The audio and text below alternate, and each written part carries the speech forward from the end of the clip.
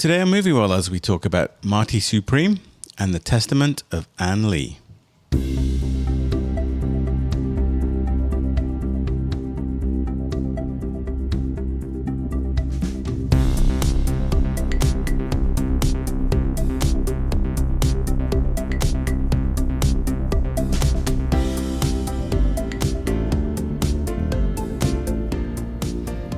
It's time for Moviewallas. Hi, this is Joe. Hi, it's Rashmi. And Yazdi as well. Moviewallas is your weekly dose of film reviews, movie news, and general banter in theatres, on DVD, online streaming, or in the back of an airplane.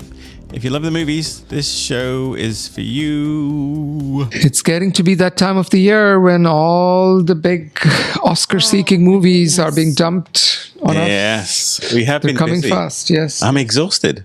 And you don't even do And half I of don't. them. I was going to say it's true. No, Yeah. It's true, yeah. Rashmi has been wandering around the house again, full on, like watching movies and every screen available to her. It's like, and I she's was like, out of town for 3 days with my dog just to chill. And in the hotel room, I was watching movies. two of you, honestly. Absurd. Yeah, well, late take- at night when it was Job to dark. do, Joe. You take Yes. film criticism far more seriously than you should. Yes. No, I'm kidding. Of course, you take it seriously. It's our job. It's your public to do this. duty. And Yes, our our joy. public duty and joy, yes. Yes. No, it's great. I just can't. I think my filmed out threshold is like One movie a week. I love One doing occasion. this at like a couple of movies a week. It's when When we're watching 3 a when you day. get to 3, 4, 5, I saturate, and then I find it hard to pay attention to anything. Yeah. Anyhow, But that's how we find the gems that we tell you about. This is true. And I do have a gem of a movie to share. and The two movies we're going to be talking about, they're both releasing on Christmas Day. Hollywood has put a lot of faith in both of them. Okay. Different ways. And they're releasing them along with And Avatar. we're going to Along tell with you Avatar. whether it's worth your time. So those are the three big movies releasing. Avatar, Marty Supreme, and The Testament. Testament. Okay. Well, I haven't seen the two movies from today's podcast, so I'm be interested And to hear we'll save you or help you decide whether you what to should do or not. Okay.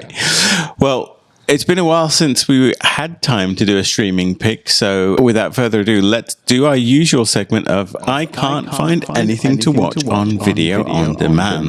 And because it has been a while, we'll remind you what we do here is as we navigate our various streaming services, Max, Amazon Prime, Netflix, YouTube, Paramount Plus, Hulu, Disney. the Endless. whole gamut. Yes. It's a nightmare. Yeah. You know, we often find ourselves Apple TV, sitting sorry. with the remote control and trying to pick a movie. So let's save you a little time today and we'll come up with 3 individual picks that we think would be worth your while. So what's on your list? My pick will be coming to Netflix in time for this podcast, and it is called Left-Handed Girl. It is a foreign language movie about a single mother and her 2 daughters who return to Taipei. This is divine. Yeah. This is one of my favorite movies of the year. Wow. It's so good. It's got so much to say about so many things. And it has one of the best little actors of this year, I think. Yeah, it's an ensemble piece. I saw this at the San Diego Asian Film Festival. It was the closing night film. And by the way, this film is Taiwan's pick for the Oscars for Best Foreign Film. Wow. And the other curious thing about this is that it's written and directed by this Taiwanese filmmaker who worked with Sean Baker. You know, Yes. Sean Baker, who won 3 Oscars last year for Honora. And Sean Baker, interestingly, is co-writer and editor for this Yes. movie. But it's all out and out a Taiwanese film. It's about 100 things. And we just, on an earlier episode, we were talking about Jay Kelly, which is about 100 things, which all of them drop to the floor. This one, it holds all of these things together. It's shot guerrilla style. It's about families and secrets and guilt and growing up and parenting and everything. And it just all beautifully comes together. good. So good. So good. Okay, what's your pick? This time of the year, I love one of my favorite genre of movies is movies about families getting together either for Thanksgiving or for the holidays and about them fighting and secrets getting revealed. And I just love that genre. There's been 100 movies like that. Well, there is a new movie which is already on Netflix. It's called Bad Shabbos. Oh, Bad Shabbos, yeah. Bad Shabbos. And it's by writer-director Daniel Robbins. And it's about this interfaith couple. And she's inviting her non-Jewish fiance for the first time to her parents, and something really bad happens and they're trying to hide it. And it's hilarious and it's funny and the dialogue is wonderful and it's no great shakes, but it's such a good 2 hours spent watching a movie. So I would strongly recommend it. It's Bad Shabbos. Yes, and one of our avid dear listeners, Michelle, you know who you are, actually wrote to me and said you need to watch this movie, as well as you, Yazdi. You need to watch this movie. So yes, thank you for that recommendation, Michelle. And if you guys all have recommendations, please do send them to us as well. So this is on my list. I'm a bit of a cool killjoy. I don't usually laugh in movies. I was laughing at them. My goal in life sometimes is to make you laugh. I know. Yazdi. I'm just sitting there like a grouch. Hard work. You make me work hard to make you laugh. I know. See, that's one of my joys in life. Oh, thank you. So Bad Shabbos. Yes. Wonderful. Okay. Because the Jews say good Shabbos on Shabbos, on Friday. Shabbat. Yeah. So this is a bad Shabbos. Anyway, carry on. Yes. Okay. My pick is a very Joe pick. No, it's not a Christopher Nolan movie. I have to get that out. So my pick is on YouTube. It came to me actually directly in my YouTube recommendation. Yeah. So interestingly, there was a film released, I think last year at the Tribeca Film Festival, a movie by the name of The Thinking Game. It was in many ways a sequel to the wonderful movie that I recommended several years ago now called AlphaGo. Oh, I'd seen AlphaGo. Yeah. So it's a documentary. So it's a documentary. Oh, okay. It's following the same people at who did the DeepMind. So AlphaGo was very much about how we teach computers to play games and how they can prevail. Well, with all the advent of AI and all of the fuss and buzz that's going on in the world right now, this movie actually came a year ago, but it was talking about what they did beyond AlphaGo, which was trying to tackle other problems. And Google DeepMind founder Demis Hassabis has essentially moved on from like just video games and trying to solve real world problems, right? So AlphaGo was how we taught these computers to become world class like video gamers, and they achieved that. And it was remarkable how they did that. What do we do with that kind of technology, right? What do we do with intelligent computers? What do we do with things that can learn in ways that we can't learn? Well, they tackled the goal of protein folding. So that team went on to develop a program called AlphaFold, which has ostensibly been revolutionary in the world of biological protein folding. So one of the biggest problems in biology is, we can sequence proteins, but we don't know how they fit together, three-dimensionally. And they effectively trained the same kind of technology, and this is the story of that. Okay. So the film is called The Thinking Game. It's available on YouTube. I will post a link in the show notes and on our website. It is absolutely worth your while. It's a 1 hour and 24-minute documentary. If you haven't seen the wonderful AlphaGo, then see that first. That is also fully available on YouTube on the same channel, the Google DeepMind channel. Both of which are absolutely fascinating looks into the world of AI, not in terms of the large language models like ChatGPT and all of that stuff, but in terms of machine learning and how that can be applied to real world. And it's a very Joe pick, which means it's kind of geeky, but it's absolutely entertaining. AlphaGo is kind of set up like a sports drama. Now, this one is maybe less so, although there is some elements of that too. And a very fascinating portrait of Demis Hassabis, who really is the brainchild behind all of this stuff. So, Rashmi, your pick was? Left-Handed Girl on Netflix. Yazdi? Bad Shabbos on Netflix. And mine was The Thinking Game on YouTube. Okay. Nominating many from YouTube now, I know. Which is great. Yeah. I watch a lot of YouTube, and occasionally there's some real like full-length gems that that pop up. Interesting. Whether they're released officially or by somebody perhaps uploading something that they shouldn't. But look, I mean, absolutely. It's actually a competitive service. I think, there will be a time when YouTube does more and more full-length movies. I see it heading that way. All right, 2 movies to talk about today. Marty Supreme and The Testament of Anne Lee. So I think I have to quickly introduce Marty Supreme. This is a movie directed by Josh Safdie. So we saw a movie by the other Safdie brother, which is escaping me. Benny Safdie, which was The Smashing Machine with The Rock. Thank you very much. Yes, we saw that recently. The two brothers used to make films together like Uncut Gems and Good Time. Both of them were super, super fun movies. So they've now separated in terms of gone off to direct their own separate movies. I don't know if it's a one-off or if that's forever. We'll find out. Who knows? Yeah. They're clearly again trying to separate maybe their voices and their own films, and why not? So Marty Supreme stars Timothy Chalamet as Marty Mauser, a rising table tennis talent in 1950s New York. The film follows his progression through competitive circles that range from casual basement matches to more organized and high-pressure tournaments. Gwyneth Paltrow, Odessa Azion, and others appear as figures who cross Marty's path and shape the experiences that he has within the sport and the city. The story tracks his training, encounters with the table tennis community, and the broader social environment surrounding him at the time. What did you guys think of Marty Supreme?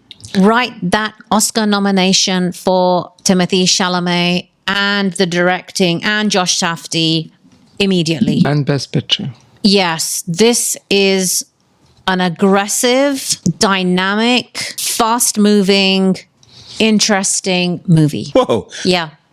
I can't say I loved it, but I think it is a marvelous piece of filmmaking. And so I know, yes, you're going to comment, but it's interesting to me that both Safdie brothers have taken an esoteric sports personality and made a movie about them. So The Smashing Machine was about another real character. Yeah. Chalamet's all about the real person as well, right? Or is this Loosely based. It's very. So it's fictional, but it's very loosely based on an actual person, actual ping pong player. Yes.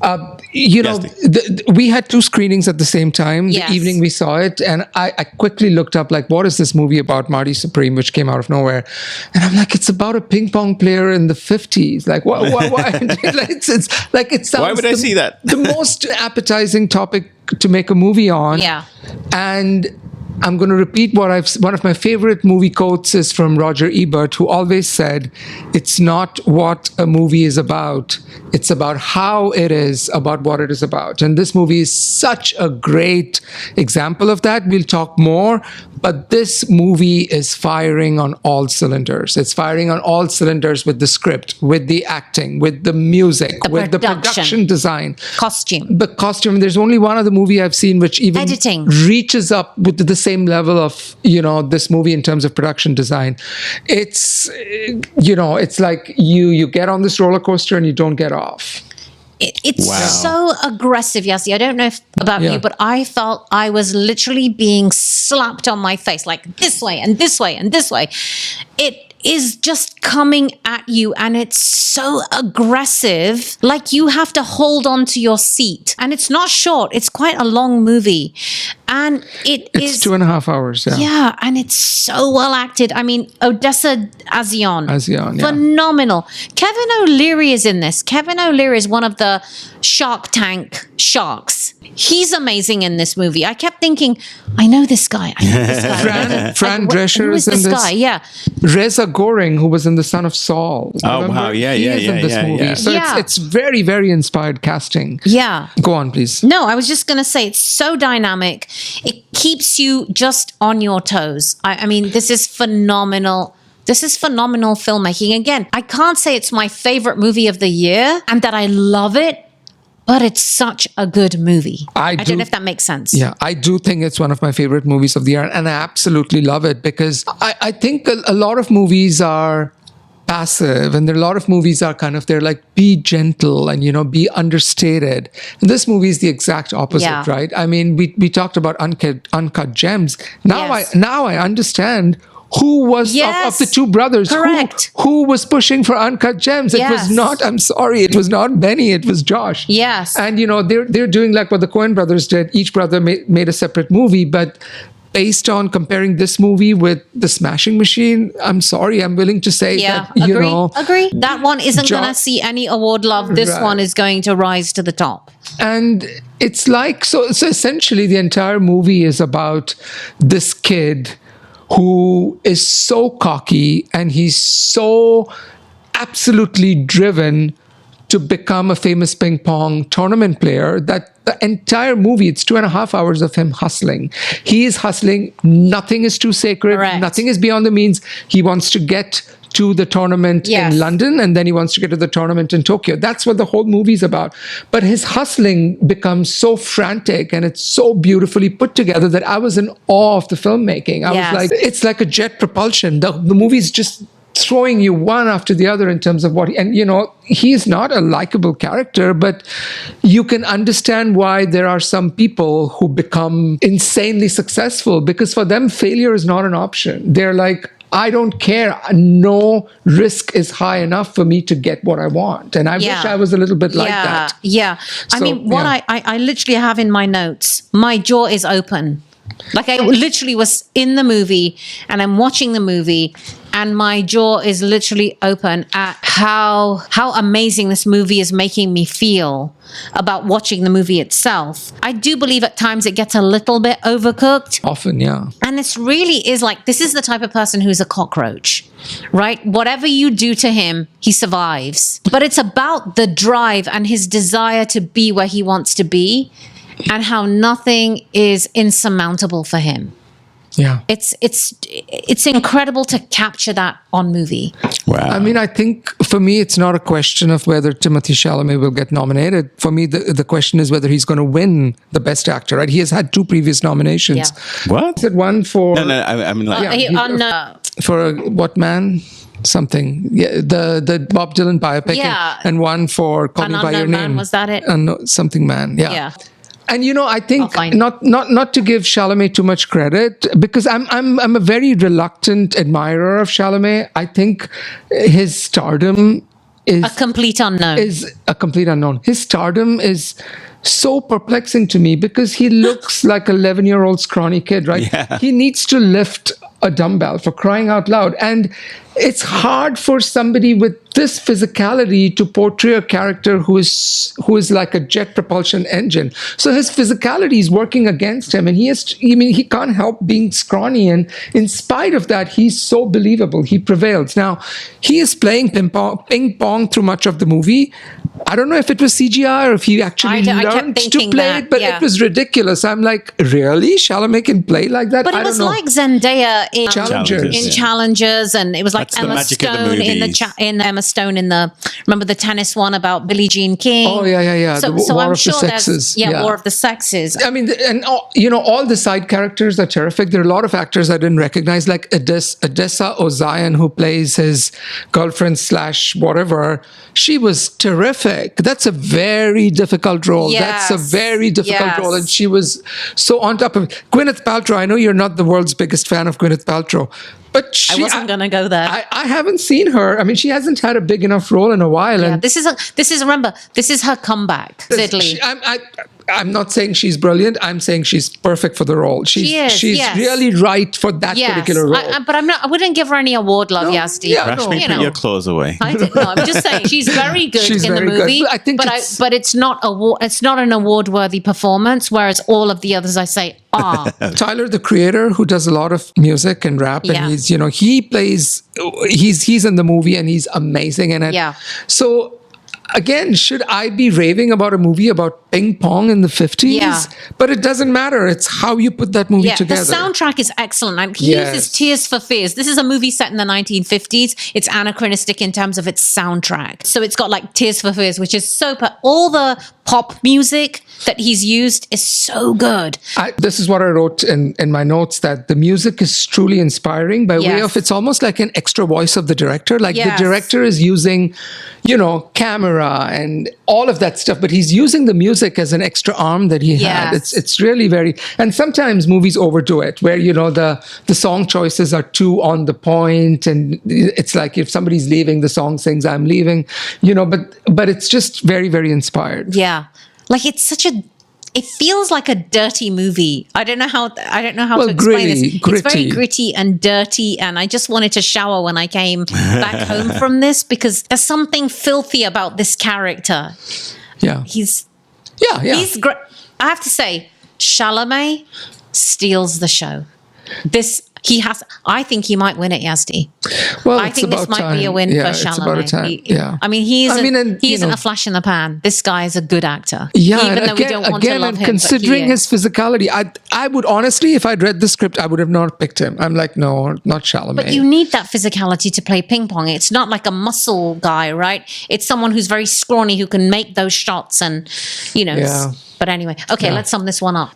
Honestly, for me, you said it, for you to you, it sounds dirty. For me, it sounds like like a pre-made classic. Like for me, the minute I came out, I'm like, people are going to be talking about this movie forever. And I hate to put lavish so much praise on it, but it really is firing on all cylinders, and every aspect of it is just pushed up to a notch. Like the editing is perfect, the music, the acting, the writing, all of it. The casting is excellent. 9 out of 10. Very, very easy 9 out of 10. Yeah, for me, it's even a 9.5, which I would back down to a 9. Stop it with the halves, Rashmi. I know. You are possessed. Patent on those. Yeah, I don't know why I'm not giving it a 10. But it's a 9. It's a solid 9 out of 10.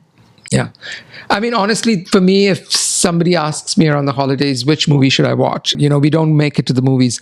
I would say, go see this one. I think this is the movie of the year, but probably. It is a hard R. But yeah, don't take your kids. Don't take at grandma. All. Yeah, don't take the language, everything. It's a hard pretty, R. Yeah, it earns its R. Yeah.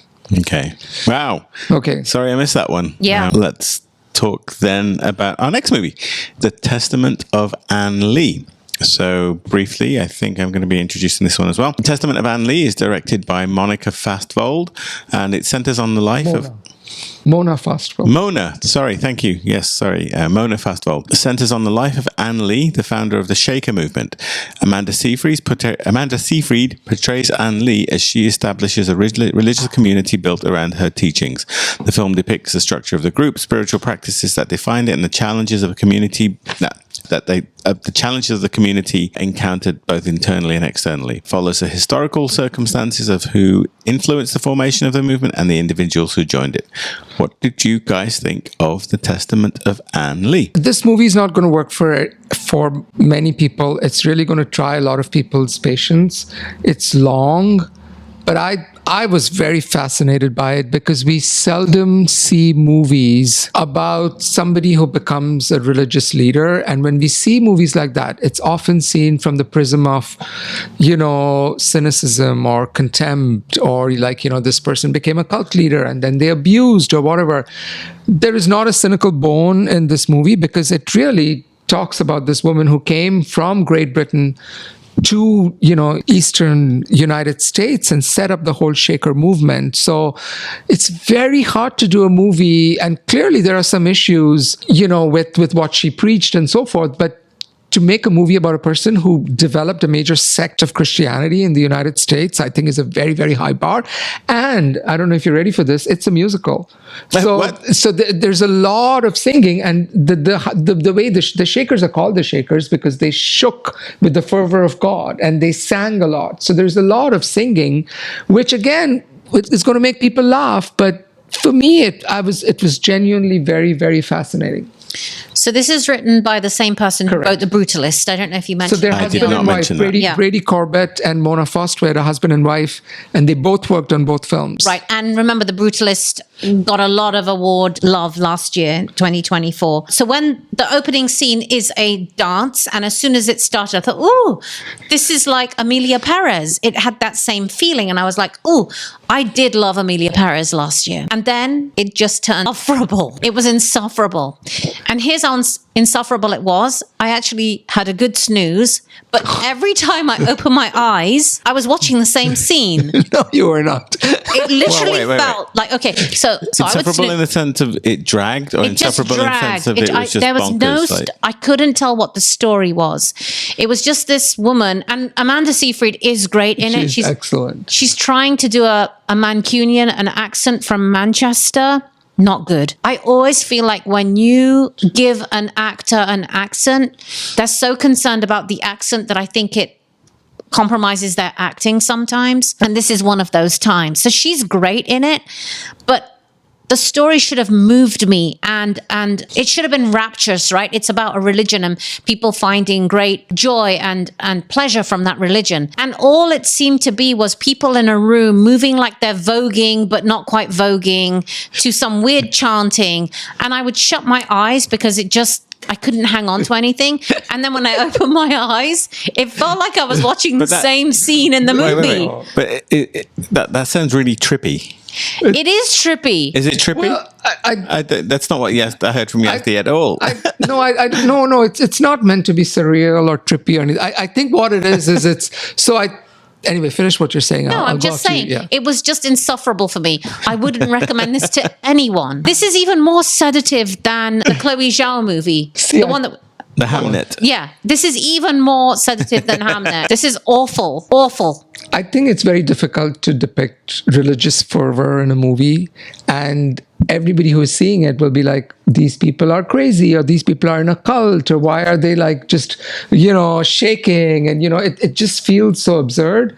But the movie, I think, could actually, when you're making a movie about a person who did this, you could either make this like a glorifying thing, like, oh, this person was a saint, right? Great were they. I don't think the movie is doing that. Or the movie can invite you to judge what happened and make your own decision. I think the movie is doing a little bit of that.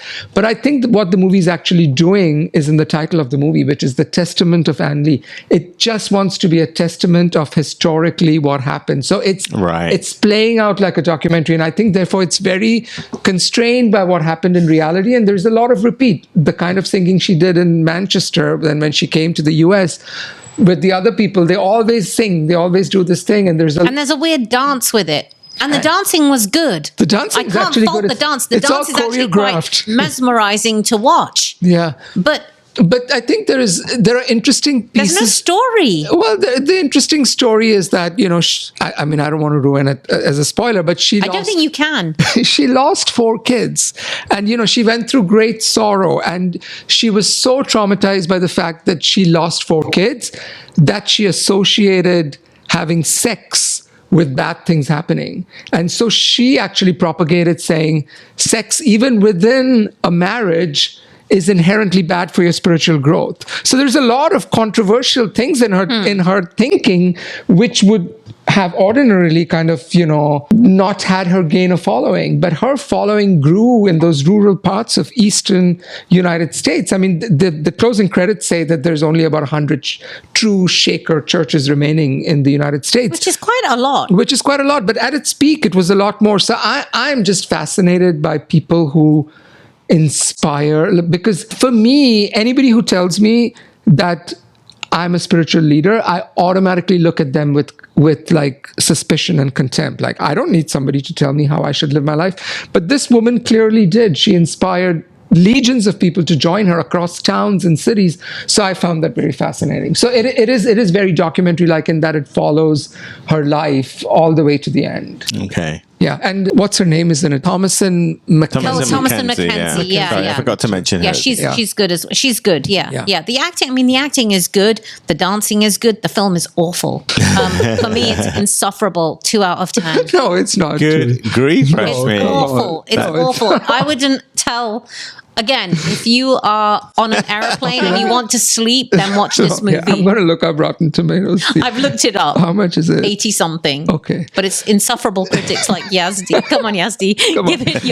Come on. Tell me what you're going to... I was genuinely fascinated by it. And I was actually, as I was watching it, I was expecting that at some point this woman will be found to be a fake, or found to like have this deep history, or found that she killed kids in her backyard or something.